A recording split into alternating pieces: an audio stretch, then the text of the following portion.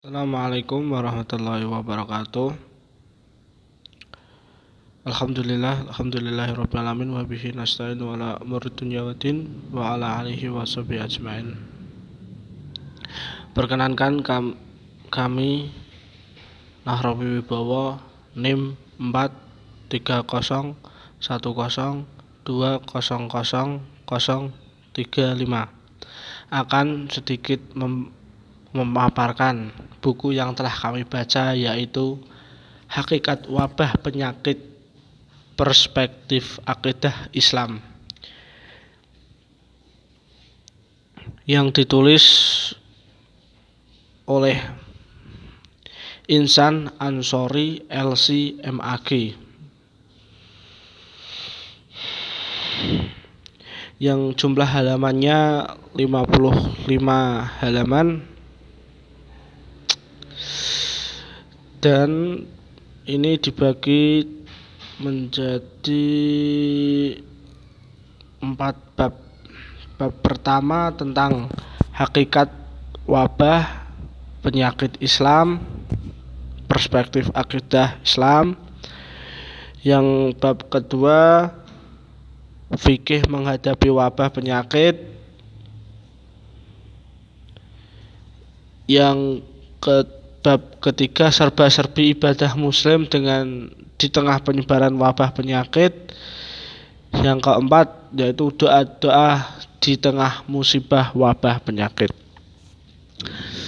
Oke, saya akan memulai dengan pertama, yaitu hakikat wabah perspektif. Bahwasanya sesuai di dalam Quran surat Al-Hadid ayat 22-23, yang artinya tiada suatu bencana pun yang menimpa di bumi dan tidak pula pada dirinya sendiri, melainkan telah tertulis pada kitab Lauhul Mahfuz setelah kami menciptakannya. Sesungguhnya yang demikian itu adalah mudah bagi Allah. Kami jelaskan yang demikian itu supaya kamu jangan berduka cita terhadap apa yang luput dari kamu, dan supaya kamu jangan terlalu bergembira terhadap apa yang diberikan kepadamu. Dan Allah tidak menyukai orang-orang yang sombong lagi membanggakan diri. Dalam ayat tersebut bahwasanya penyakit itu semua dari Allah dan semuanya itu atas izin Allah. Dan bahwasanya setiap penyakit itu pasti ada hikmahnya. Mungkin hikmahnya itu mengagumkan, seperti dalam hadis Nabi Bukhari Muslim, yang artinya dari Suhaib ia berkata, Rasulullah SAW bersabda, perkara orang mukmin itu mengagumkan. Sesungguhnya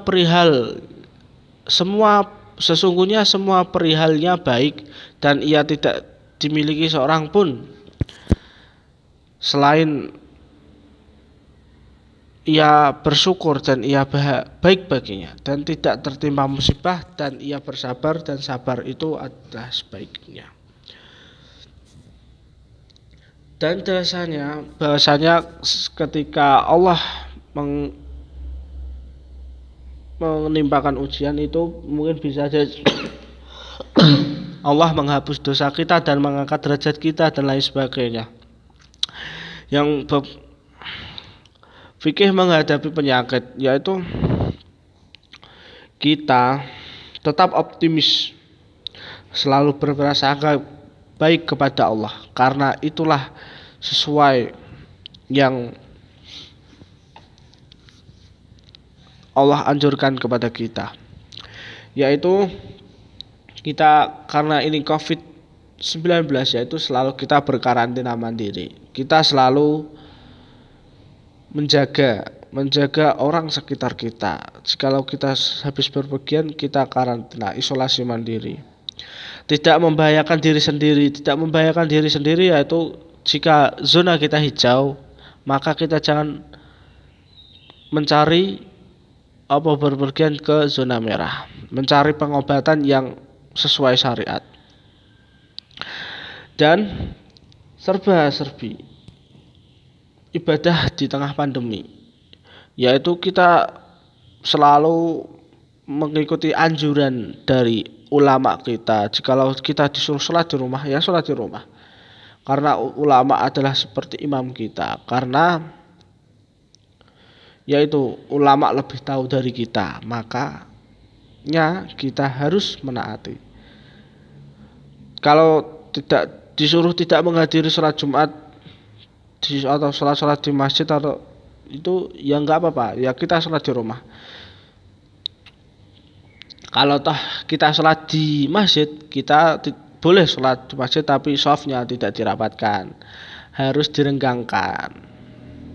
Dan sholat kita kalau di masjid itu kan menggunakan masker, ya itulah sesuai dengan protokol kesehatan.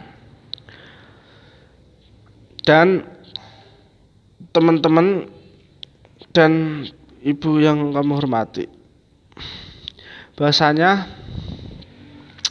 di tengah wabah ini kan kita kan sudah tahu apa yang seharusnya kita lakukan, apa yang harus kita laksanakan. Dan di bab 4 ini kita diajarkan bahwasanya doa-doa di tengah musibah atau penyakit. Doa itu yang harus kita panjatkan itu apa sih?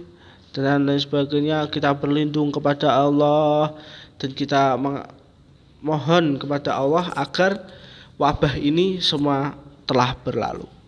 Mungkin itu ibu, teman-teman, ringkasan buku yang telah kami baca. Apabila ada kesalahan dalam menyampaikan, saya mohon maaf yang sebesar-besarnya. Nun wal qalam mimma yasturun fastabiqul khairat. Wassalamualaikum warahmatullahi wabarakatuh.